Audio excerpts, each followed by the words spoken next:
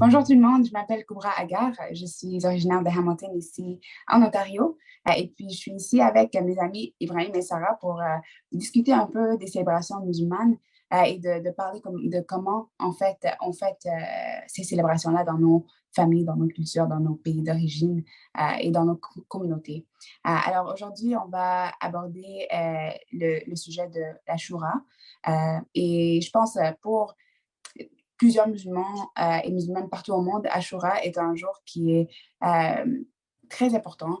Et je pense que c'est important aussi de souligner le fait que l'Ashura peut être des fois festive, très, très festive dans quelques sectes musulmanes et un peu moins festive dans d'autres. Donc, je pense, en commençant, je peux expliquer particulièrement, c'est la 10e journée du mois de Muharram, qui est le premier mois du calendrier musulman.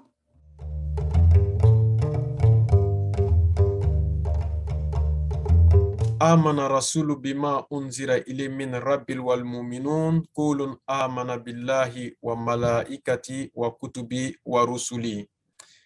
Alors, ça c'est une parole qu'Allah subhanahu wa ta'ala, Dieu nous a dit dans le noble Coran. Et en substance, il dit, nous croyons à tous les livres, aux anges, à tous les livres révélés, que ce soit la Bible, le Coran, la Torah. Nous croyons également à tous les messagers que Dieu a fait venir. Jésus, Issa, Moïse, Moussa, Noé, nous, et nous croyons à tous les livres qui ont été révélés. Alors, donc, nous célébrons Ashura pour magnifier Moïse qui a été sauvé, n'est-ce pas, de la tyrannie de Pharaon. Alors, on jeûne 2 jours, comme le prophète sallallahu alayhi wa sallam l'a conseillé, le 10e jour de Muharram et le fait précédé d'un jour qui est le 9e jour. Et d'après des enseignements, on peut jeûner le 10e jour et le fait succéder d'un autre jour qui est le 11e jour de Muharram. Alors, comme nous l'avons dit, nous nous recueillons dans la prière, dans les invocations et le jeûne qui est un élément très fondamental parce que pour le musulman, même quand tu demandes quelque chose à Dieu, que tu jeûnes, en état de jeûne, tu lui demandes par sa grâce, il va te donner cette chose-là. Donc, c'est comme on l'a dit, magnifier le créateur des cieux et de la terre, Allah subhanahu wa ta'ala, qui a donc sauvé Moïse, de la tyrannie donc de Pharaon. Alors, le prophète sallallahu alayhi wa sallam nous a conseillé de magnifier ces 2 jours-là à travers le jeûne, au risque de me répéter. Et donc, c'est bien entendu un des prophètes à qui nous croyons, Moussa, et il a été un des prophètes que Allah subhanahu wa ta'ala a bien entendu sauvé, élevé, et voilà ce que je peux dire maintenant. Au Maroc, nous célébrons en jeûnant le jour même et le jour d'avant. Et en dégustant bien évidemment, c'est des plats de fruits secs aux saveurs et au goût incroyables. C'est une occasion que les enfants adorent parce qu'ils ont la possibilité de jouer avec des petits feux d'artifice, de se lancer des ballons d'eau et surtout de recevoir des cadeaux. C'est justement, ils sont encouragés, surtout les enfants qui sont un petit peu plus grands, à jeûner. Puis ils sont félicités pour leur jeûne à travers des cadeaux. Donc, ça reste vraiment une journée de l'enfance. Les enfants sont vêtus de nouveaux habits, on leur offre des cadeaux, des jouets bien souvent, comme je l'ai dit. Mais il y a la tradition des taréjans, qui sont des petits tambours de peau de chèvre tendus. Elle persiste quand même dans plusieurs régions au Maroc, puis ça permet aussi de célébrer dans la musique, etc., surtout le soir après la rupture du jeûne. Il y a certaines familles qui se rendent au cimetière pour honorer les défunts, tout en emportant avec eux de quoi effectuer une distribution aux plus démunis. Aussi, vous verrez les plus nécessiteux se regrouper autour des lieux de sépulture pour recevoir des dattes et autres fruits secs. C'est pour ça que j'ai parlé tout à l'heure de fruits secs, c'est dans ce sens-là parce que c'est partagé puis c'est donné. Le jour de l'Ashura est aussi une période de charité et de partage, comme toutes les fêtes et célébrations musulmanes.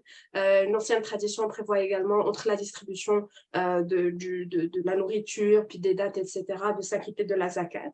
Et le soir, le jeûne est rompu en famille autour d'un couscous ou d'autres plats, dépendamment des régions, et d'un plateau de fruits secs, comme je l'ai déjà signalé. Le repas terminé, dans certaines régions, les grands enfants, les adolescents allument des feux, puis ils célèbrent toute la nuit avec chants et musique, etc. Au Canada, je le célèbre avec la prière, le jeûne. Puis j'essaie d'avoir des fruits secs du Maroc pour me rappeler un petit peu, apporter du Maroc cette petite partie qui est particulière à notre pays. Merci beaucoup pour ça.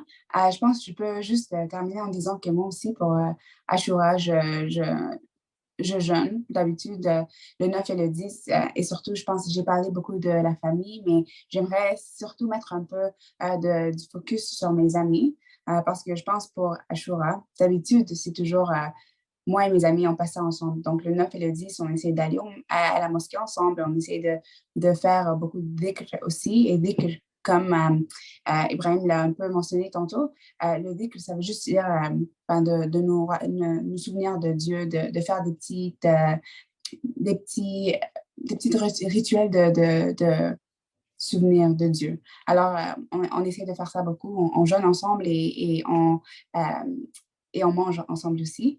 Je pense que c'est vraiment des jours où je suis en train de réfléchir sur ma personne, sur moi-même, sur mes actions, sur le futur, sur ce qui a déjà passé dans ma vie. Alors, je pense, j'essaie vraiment de me reconnecter et de passer des jours très calmes, mais aussi en famille, entre amis, et j'apprécie ça beaucoup.